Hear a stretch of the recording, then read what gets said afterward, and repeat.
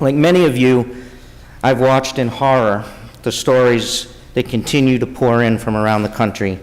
Every day we're confronted with some new disturbing information of the reality facing thousands of migrant families and children at our southern border. Families are being brutally torn apart. Whole communities are being terrorized. We have seen images of children held in cage-like detention facilities whose conditions remain largely unknown. We have heard the sounds of children screaming for their parents, the desperation of parents who have no idea where their children are. Babies and toddlers are being held in tender age shelters. We're now hearing reports that children are being forcibly drugged and assaulted in some of these facilities. As new atrocities are uncovered, I've heard from people that this is not the America that they know, that we're better than this. As a white male, I recognize that although I feel shock and anger, my privilege means that no matter how I feel, I'm not afraid of being deported. I'm not afraid of being attacked on the street. I'm not afraid of being separated from my children. The America I know and others with my privilege know is not the America that so many in our country have experienced for hundreds of years.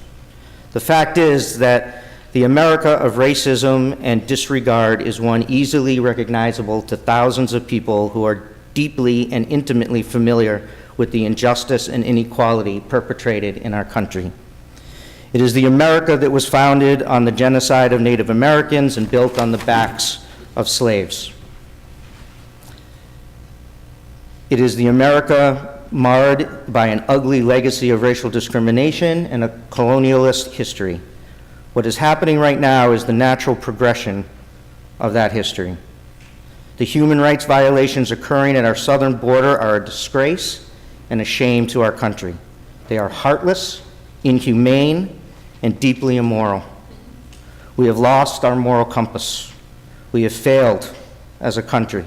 We have fallen short of our ideals.